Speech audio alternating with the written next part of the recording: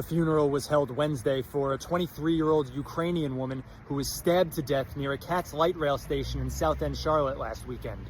Irina Zarutska came to North Carolina 3 years ago from her home in Ukraine to escape the war with Russia. Her family says she loved animals and wanted to be a veterinary assistant. DeCarlos Brown's been charged with her murder. When something this dark happens here, it is truly devastating and shocking. It should not happen to anyone, anywhere in the world. You can find my full coverage on qcnews.com and follow me for more Charlotte news. Anyone who lives in Charlotte, this is really sad, disgusting, and disturbing. This homeless man just unalived this young girl on the light rail in South End. So be careful getting on the light rail and be careful around homeless people. Some of them might be, people that are just having a rough time, but usually that's not the case. Most of the time when people are having a rough time, they, try to live in their car, or they try to work something out. They try to find a room, they're trying to do something. Whereas if you're seeing people that are just constantly on the streets, it means usually they're bums and there's something that's really wrong with them. And this man had been arrested almost 10 times. He's got 6 different mugshots. So when you see people that look this scary, trust your gut and your instincts. They are scary. Stay away from them. And yes, I am posting this because I posted a video of a homeless man a couple weeks ago, and people were telling me roll down your window, ask him why he's there, talk to him, he's so nice. And I'm like, you guys haven't been around homeless people. You guys haven't seen dangerous, scary homeless people. Maybe it's because you're sheltered and you've only lived in Charlotte your whole life, and we're lucky that most of the homeless people here actually aren't that dangerous. But if you've been to Florida or New York or other places where there's a huge homeless population, people know not to mess with those people. They are dangerous people. You gotta wake up. Also, I don't believe this was covered on the news. I found this on Twitter, or X, whatever you want to call it. So just try to get real information out here, people. They're not gonna tell you these things. You need to keep an eye out.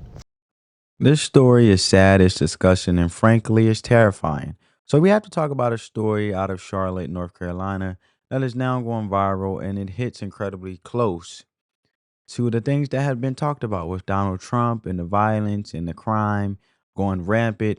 And this young Ukrainian woman, a refugee who came to the United States to escape war, only to be brutally murdered on the light rail in the South End, an area that's supposed to be one of the safest in the city. The man who did it, a homeless career criminal who never should have been on the street in the first place. And this hits home for me when it comes to speaking about these topics and how heartless individuals can be and cold, and it be in a cold world, because, this whole context with the light rail station and the area and people talking about it and citizens in Charlotte who I have been doing research about, is mind blowing, because what makes this even more infuriating is the pathetic and weak response from the city's Democratic Mayor Vi Lyles. Her statement was more concerned with the killer's crisis than the innocent woman he murdered.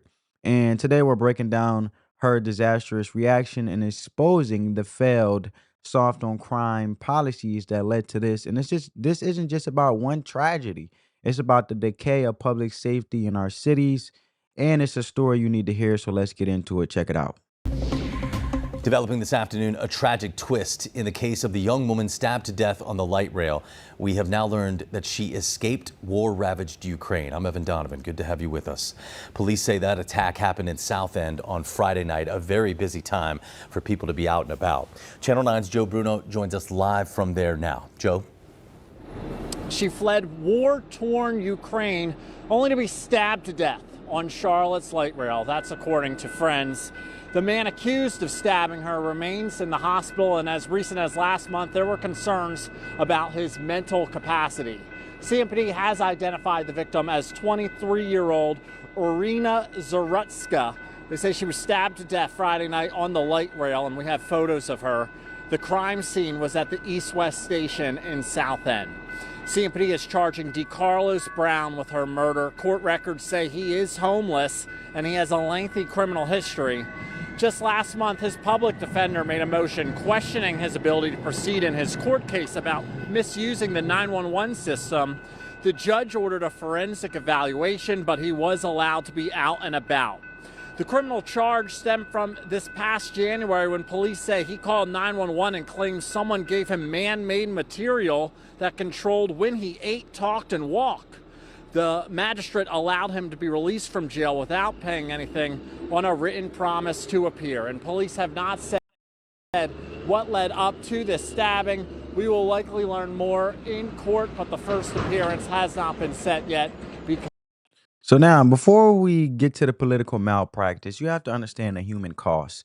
This was a real person. Her name was Irina Zarutsky, and she was only 23 years old. She fled a literal war in Ukraine to come here for safety, and she was working at a pizzeria, building a future, riding the city's light rail in her work uniform, and she was killed. America, and specifically the city of Charlotte, failed her in the worst way imaginable.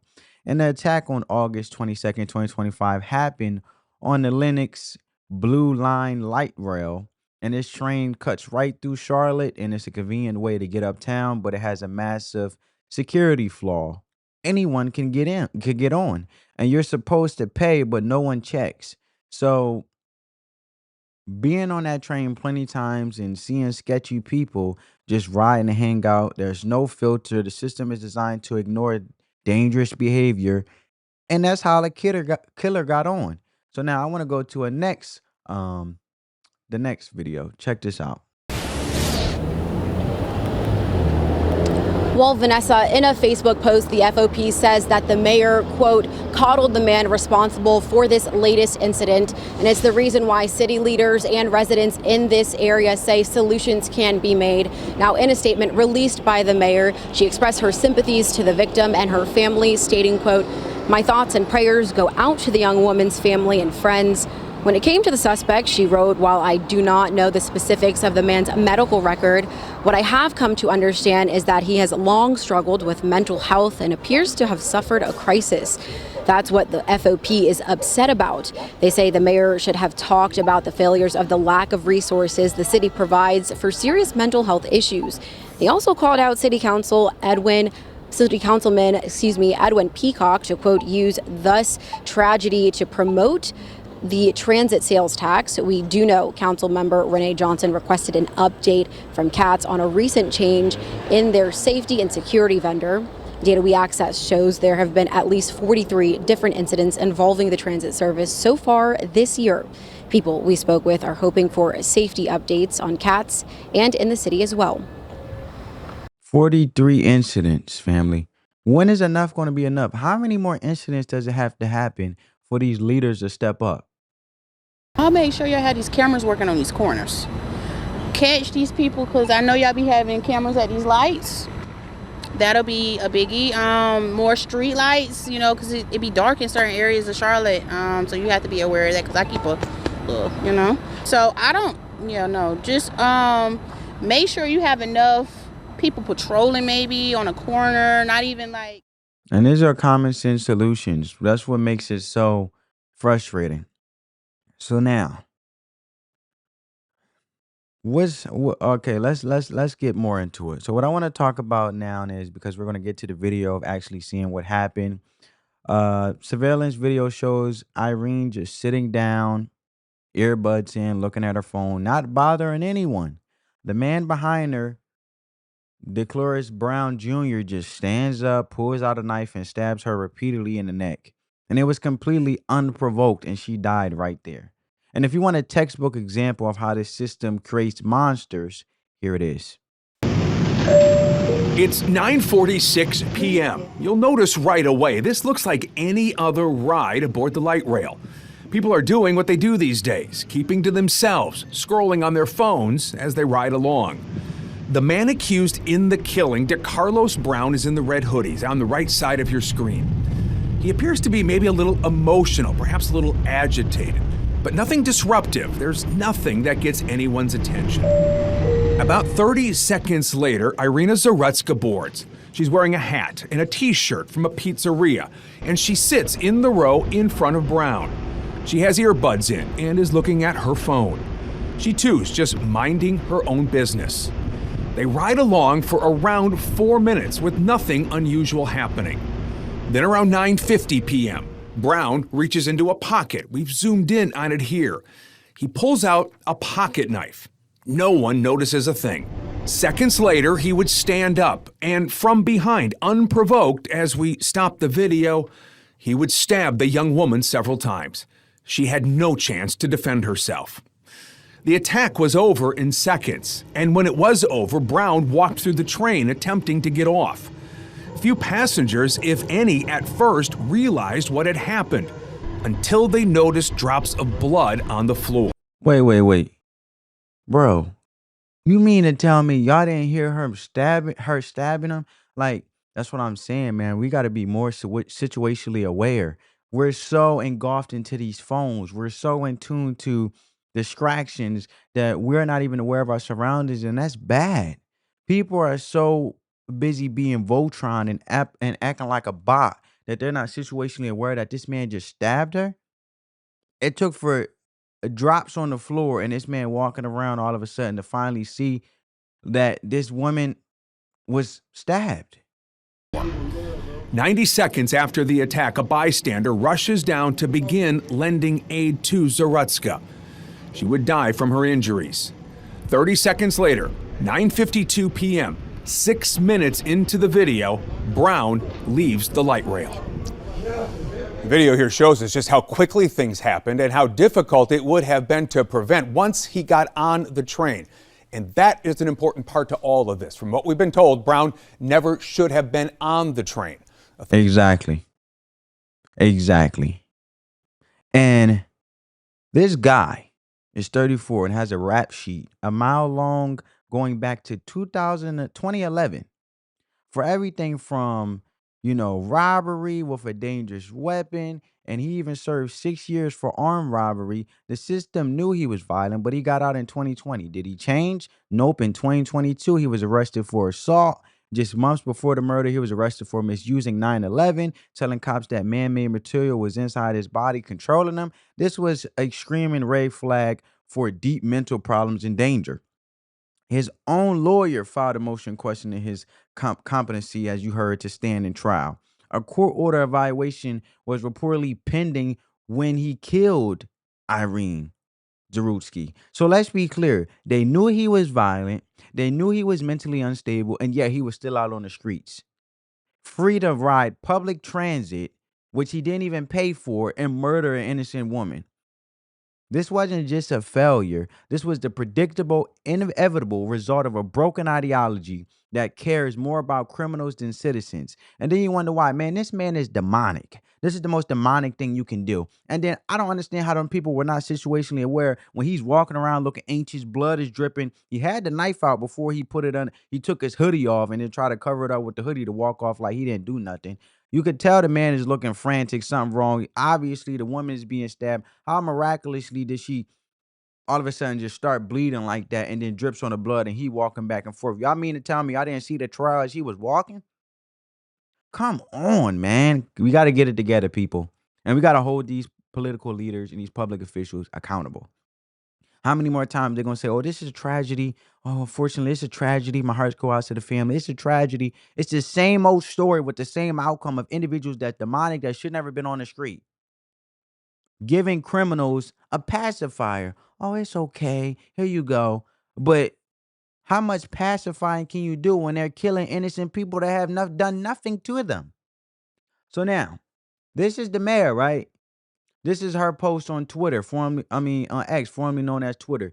The video of the heartbreaking attack that took Irene Zarutsky's life is now public. I want to thank our media partners and community members who have chosen not to repost or share the footage out of respect for Irene's family. What about the actual surveillance, the actual protection? What about the safety measures put in place out of respect for Irene's family that should have been put in place so this wouldn't happen in the first place? This was a senseless and tragic loss. My prayers remain with our loved ones as they continue to grieve through an unimaginable time. Like so many of you, I'm heartbroken, and I have been thinking hard about what safety really looks like in our city, and I remain committed to doing all we can to protect our residents and ensure Charlotte is a place where everyone feels safe. Yeah, but what about the 43 incidents that you guys just heard in the news report that I just showed in the video? You have 43 incidents ago to actually consider and really be thinking hard about the safety in your city. Come on, man.